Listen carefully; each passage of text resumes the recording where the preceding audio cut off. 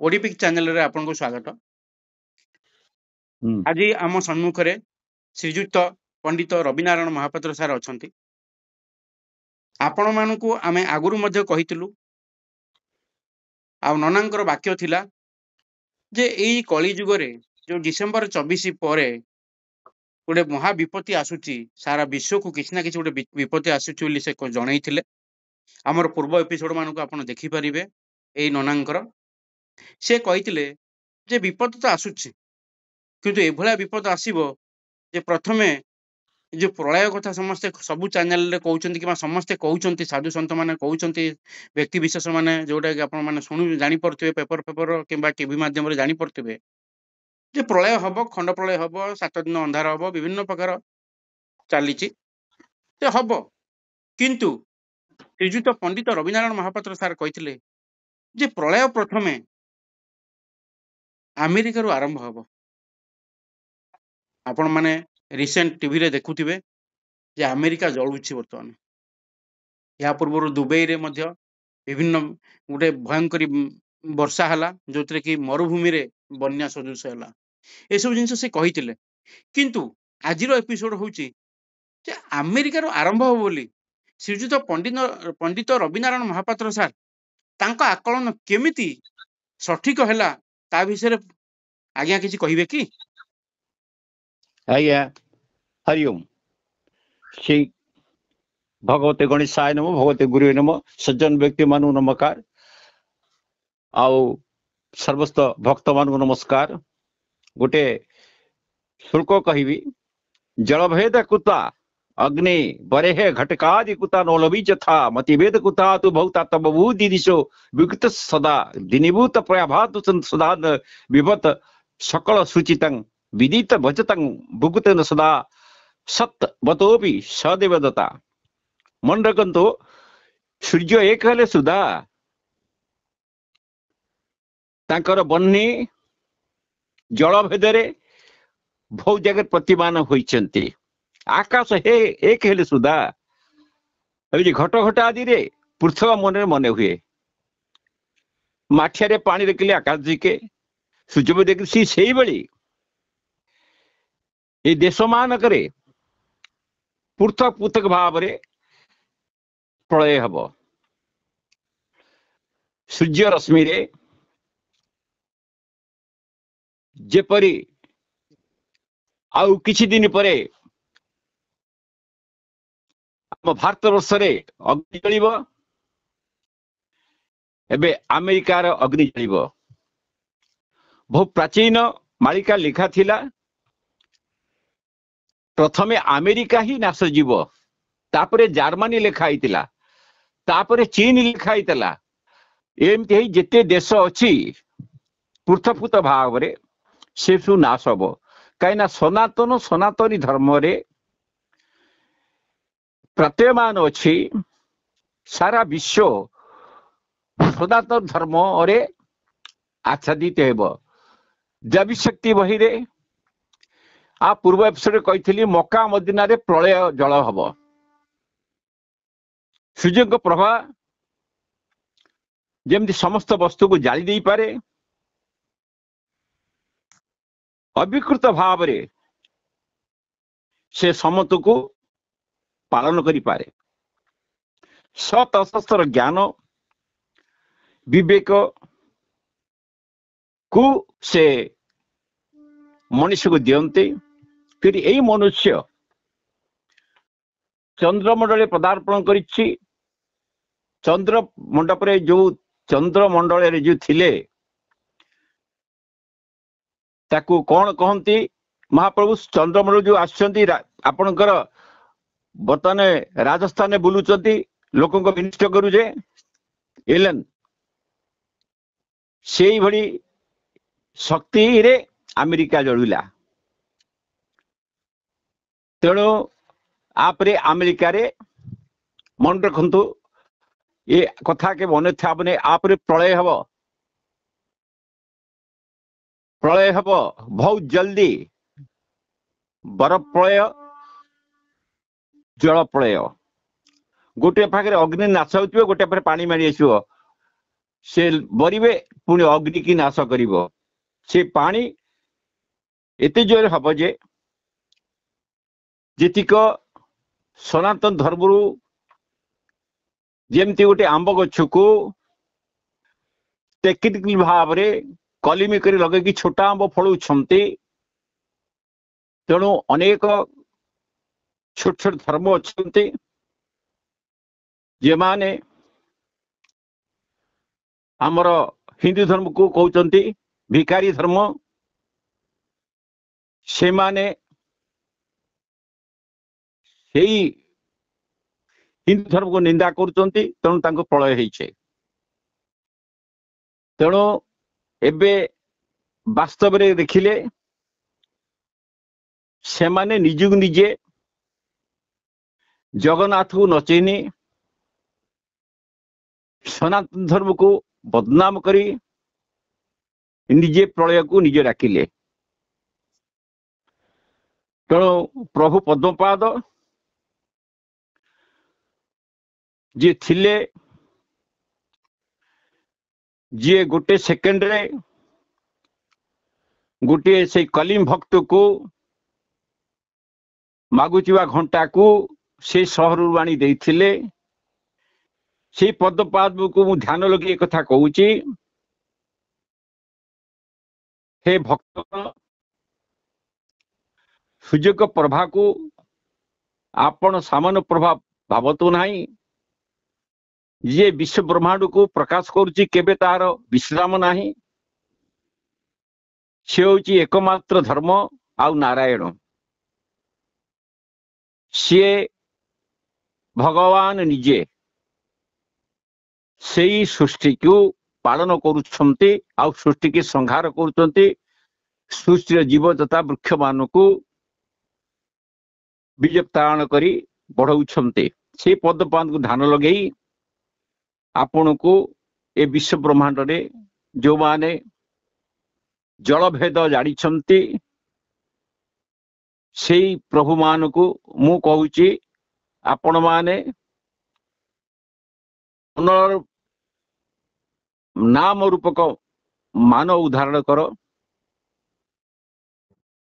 से अविकृत भाव निज घटरे अच्छे आपण खाद्य हजम करुचंती जठराग्नि रूपे से गोसाई वास्तव गोसाई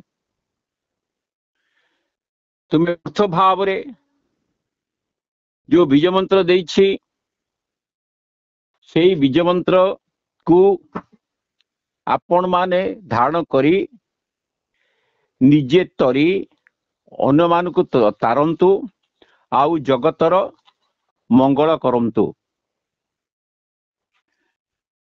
मन रखंतु ए विश्व निरंतर परिवर्तनशील स्वप्न भली आसी थाए स्वप्न भरी मिल जाए। आज्ञा सत ना मिछ आज्ञा किंतु ये मिल जाए सी आउ आसे नहीं संगे संगे जहा जहा घटना अघटना घटुची समस्त मनुष मनरे से छाप पकई देउछि आउ फेरी आसु नहीं। वैज्ञानिक प्रबोधकाय शैक्षणिक तथा सामाजिक आर्थिक विकास यही व्यवस्था रूप बदल देछि जोटी देखिबा खाली टेक्निक टेक्निक व्यवसायीकरण बशीकरण विश्व बाजारीय व्यवस्था और संपूर्ण विश्वर सामाजिक व्यवस्था समाज तथा समाज रे बास करुवा व्यक्ति विशेष मानकर चिंताधारा रे विपुल वैज्ञानिक परिवर्तन आनी देछि या मिछर सत सत्य आज्ञा।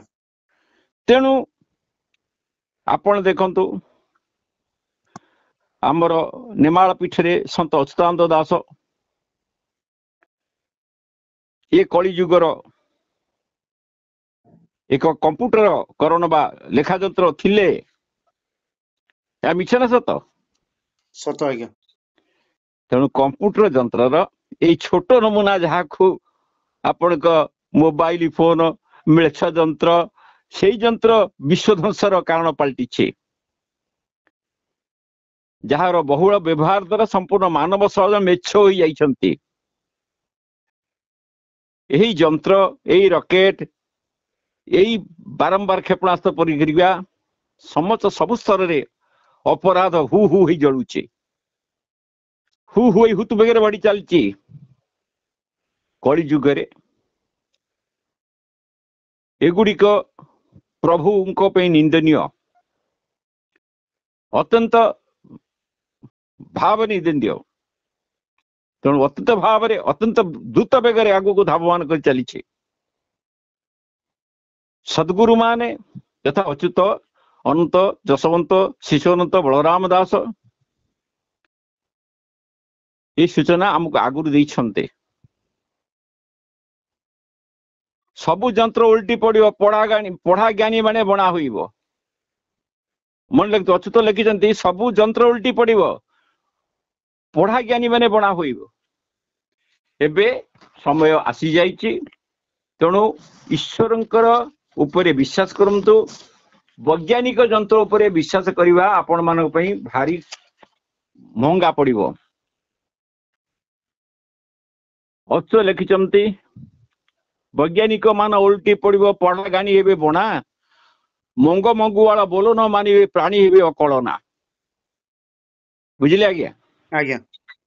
ତେଣୁ ସମୟରେ ଯୁଗ ଧ୍ୱଂସ ହବ ବୋଲି ପୂର୍ଣ୍ଣ ସଂଖ୍ୟାରେ ସେ ପ୍ରଦାନ କରିଛନ୍ତି।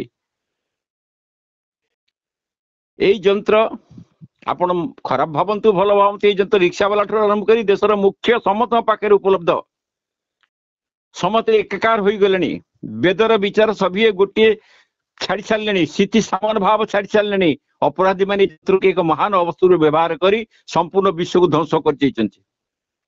ଆଉ ସମ୍ପୂର୍ଣ୍ଣ ବିଶ୍ୱ ଏହି ପରିବର୍ତ୍ତନ ଅଙ୍ଗ ପାଲଟି ଯାଇଛି। ମିଛ ନା ସତ? ଆଜ୍ଞା। ତେଣୁ ଆପଣ ମାନେ ଏଇ ସମୟରେ ଯୋଉ ଜିନିଷ ଆପଣ ପାଖରେ ଉପଲବ୍ଧ ବା ଯୋଉ ଜିନିଷ ଆପଣ ପାଖରେ ଥିଲେ ଆଗରୁ, ଯେମିତି ଆମେ ବାଦାମ ତେଲ ଯଦି ପିଲା ବେଳେ ପାଠ ପଢୁଥିଲୁ, ବାଦାମ ମଞ୍ଜି ଆଣି ତେଲ ବାହାର କରି କରୁଥିଲୁ, ଏପରି ସମୟ ଆସିଲା ଇଲେକ୍ଟ୍ରିକ କରେଣ୍ଟ ରହିବ ନାହିଁ, ଟାୱାର ରହିବ ନାହିଁ, ଇଣ୍ଟରନେଟ ସେବା ରହିବ ନାହିଁ, ଟିଭି ରହିବ ନାହିଁ। ତେଣୁ ଏ ପରିବର୍ତ୍ତନ ଯୁଗରେ ମଣିଷ ଏଭଳି ଏକମାତ୍ର ମୁଦା ସାଜିଛି, ମରିବା ପାଇଁ ମୁଦା ସାଜିଛି। ଧରିତ୍ରୀ ଆକାଶକୁ ଜିନିବାରେ ମଣିଷ ଲାଗିଛି। ସର୍ବାଧିକ ଚେତନାଶୀଳ ଚୈତନ୍ୟ ଜୀବ ଏଇ ମଣିଷ ଅଟେ। ଏଥିମଧ୍ୟରେ କିଛି ଜ୍ଞାନବୟ ମାନବ, ବୁଦ୍ଧି ବିବେକ କୌଶଳ ସମ୍ପନ୍ନ ମାନବ ଧରିତ୍ରୀରେ ପରିବର୍ତ୍ତନଶୀଳ ସୃଜନଶୀଳ ବିନାଶଶୀଳ ଜୀବର ଜନ୍ମ ମୃତ୍ୟୁକୁ ଜ୍ଞାନ ଜାଣିବାରେ ସକ୍ଷମ ନାହିଁ। କିନ୍ତୁ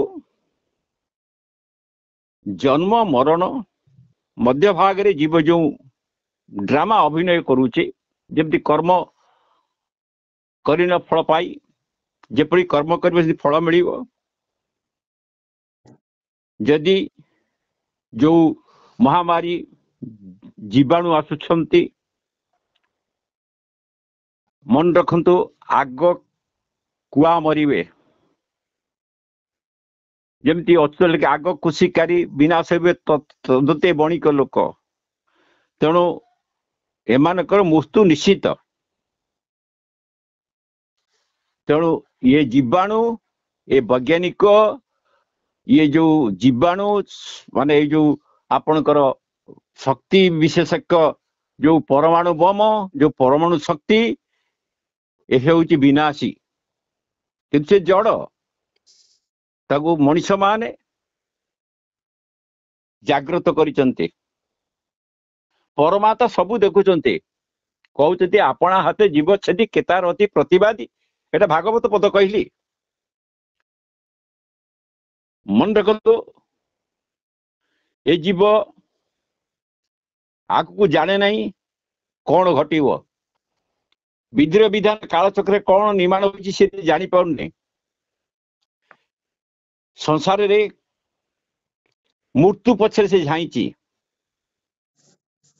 ଆଉ ଯେତେବେଳେ ତାର ସେ ସମୟ ଆସିବ, ରାମ ନାମ ସତ୍ୟ ହେ, ହରି ନାମ ସତ୍ୟ ହେ, ଏକୁ ଏଡେଇ କିଏ ଦେଇପାରିବେ କି ଆଜ୍ଞା? ନାଇଁ ଆଜ୍ଞା। ତେଣୁ ଦିନୁ ଦିନ ପ୍ରତିକ୍ଷଣ ଆୟୁ କ୍ଷୀଣ ହଉଛି। ପାଣି ଫୁଟକା ଭଳିଆ ଏ ଜୀବନ। ପଦ୍ମ ପତ୍ର ଉପରେ ପଡିଥିବା ଶିଶିର ବିନ୍ଦୁ ଭଳି ସେ ସର୍ବଦା ଢଳ ଢଳ। ତଥାପି ମିଛ ମୃଗା ତୁଷାକ ପୂର୍ଣ୍ଣ ସରୋବର ଭାବି ତା ପଛରେ ଧାଇଁଛି। କାମ କ୍ରୋଧ ଲୋଭ ମୋହ ପାଶରେ ବାନ୍ଧା ହୋଇଛି। ବୁଢିଆରୀ ଜାଲ ନିର୍ମାଣ କରି ନିଜ ଜାଲରେ ନିଜେ ଛନ୍ଦି ହୋଇ ମଲା ଭଳି ଯିବ। ସେଇଭଳି ଅନେକ ବିଷୟ ରୂପ ଜାଲକୁ ନିଜେ ନିର୍ମାଣ କରି ନିଜ ହାତରେ ନିଜେ ଛନ୍ଦି ହୋଇ ମରୁଛି। ତଥା ପରମାଣୁ ବମ୍, ତଥା କ୍ଷେପଣାସ୍ତ୍ର, ନାନା ପ୍ରକାର ସମସ୍ୟା ମଣିଷ ନିଜେ ତିଆରି କରି ନିଜ ହାତରେ ନିଜେ ମରୁଛି। ଆଚ୍ଛା ନନା, ଆଜ୍ଞା ମୋର କହିବାର ତାହେଲେ ଆମେରିକାରୁ କାହିଁକି ଆରମ୍ଭ ହବ? କୋଉ ସନ୍ଦର୍ଭରେ ଆପଣ କହିଲେ ଯେ ଆମେରିକାରୁ ପ୍ରଥମ ଆରମ୍ଭ ହବ? ଆଉ ଏଇଟା ଆମେ ତାକୁ ଯଦି ଭାବିବା ଯେ ପ୍ରଳୟଟା ଯୋଉ ଆରମ୍ଭ ହେଇଛି, ଗୋଟେ ଅଗ୍ନି ଯୋଉ ପ୍ରକାର ମାଡି ଚାଲିଲା ପୁରା ସହରଟାକୁ ଖାଇଗଲାଣି, ହୁଁ ମାନେ କୋଉ ସନ୍ଦର୍ଭରେ ଆପଣ କହିଲେ ଯେ ଆମେରିକାରୁ ଆରମ୍ଭ ହବ? କଣ ପାଇଁ? କଣ କୋଉ ଭଲ କୋଉ କୋଶ୍ଚିନ୍ ରାଶି? କରିଛ। କଣ କୋଉ ନକ୍ଷତ୍ର? କଣ କେମିତି ଆପଣ କଣ କେମିତି ଆଜ୍ଞା ଜାଣିପାରିଲେ? ଦେଖନ୍ତୁ, ଆମ ବେଦରେ ଓଙ୍କାରରୁ ସବୁ ସୃଷ୍ଟି ହେଇଛି ବୋଲି ବେଦ କହୁଛି। ଆଜ୍ଞା ଓଂଟା ପ୍ରଥମ କଣ ଆସୁଛି? ଅ ଆସୁଛି। ଆଜ୍ଞା ଅ ଉ ମ ହେଲେ ଅ ହବ। ଆଜ୍ଞା ତେଣୁ ଅ ଆଗ ଧ୍ୱଂସ ହେଲେ ଉ ପାଖକୁ ଆସିବ, ତାପରେ ମ ପାଖକୁ ଆସିବ।